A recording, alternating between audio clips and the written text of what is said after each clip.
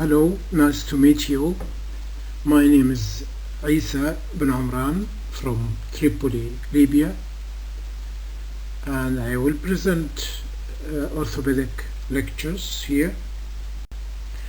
In this group of slides, I will be talking about fractures of the forearm, wrist and hand. First of all, we have to remember the practical anatomy.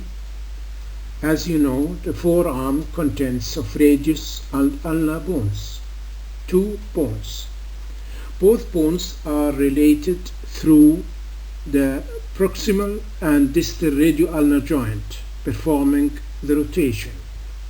So the function of the both bones, the relation between them, is the rotation movement. Both joints are stabilized by strong ligaments, which we call annular ligament, interosseous membrane, and chorda obliqua.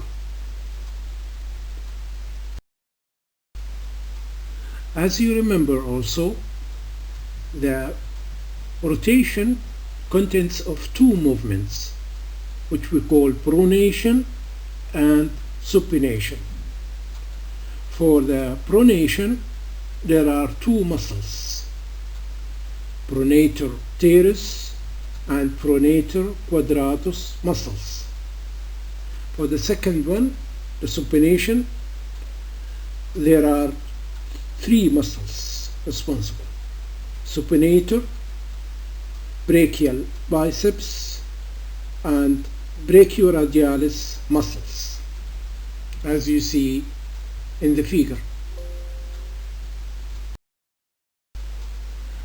So the function of the forearm is supination and pronation.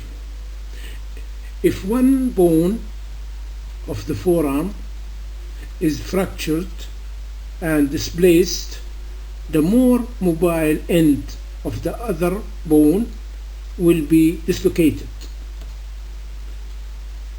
If one of the two bones is fractured and displaced, so the other one will be also dislocated. Now let us have a look about the types of the fractures of the forearm. First of all, we have to remember the anatomy of the forearm. The forearm consists of two bones we call radius and ulna. They are long bones. The distal end of the forearm is the wrist. The proximal end is the elbow. The main relation between the forearm and the wrist is the distal radius end, and the main joint between the forearm and the elbow is the elbow joint, and the relation between the ulna and the humerus.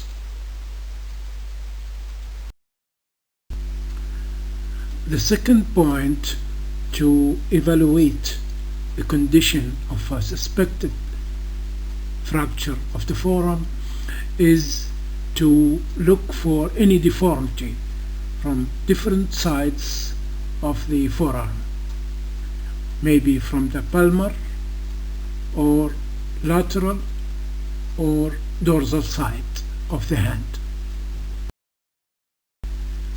That's the first step of the evaluation of fracture of the forearm, to look for any deformity of the forearm, maybe swelling also at the site of the fracture. Then we should know that there is either a direct or indirect violence, comminuted or transverse fracture of the forearm. Maybe we should know that there is a possible soft tissue injury to the median, ulnar, or posterior interosseous nerves. Also, we find sometimes severe or mild swelling, which will or may interfere with arterial circulation to the muscles, which leads to Volkmann's ischemic contracture.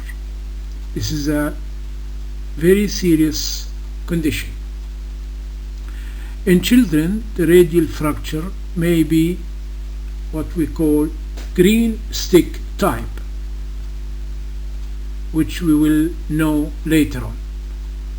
Complications of the forearm fractures could be non-union, maybe infection, or cross-union, or restriction of pro and supination. Restriction of pro and supination. These are the main complications of the fractures of the forearm.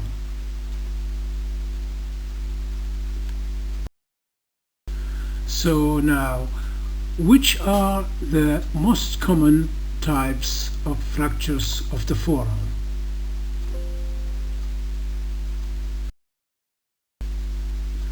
The most common type of fractures of the forearm is the so-called fracture of both bones, means radius and ulna. The radial shaft 1 is displaced and angulated. The ulnar shaft 1 is angulated but not displaced, as the left figure. The condition after closed reduction and callus formation looks like the right X-ray view. Another type which we find in the children age, early children age, is the green stick fracture. So here we find angulated fracture of both bones by a child without displacement due to periostal stability. What does it mean? It means there is a cover of the bone which we call periostum. This periostum membrane will keep the bone in a condition which cannot be displaced. Because the periostum vein is strong enough, stable enough to keep the fracture angulated and not displaced. The condition after closed reduction and callus formation we find as in the right X-ray view here in this slide. Another time of green stick fracture. This fracture is affecting one bone, radial shaft, as in this figure. So how we know that it is the radius and not the ulna? Because of the proximal end. At the proximal end of the radius we find the radial head. So the radial shaft is affected by a partial fracture of the periostum at the posterior side of the bone, while the anterior side is intact. The anterior side is intact.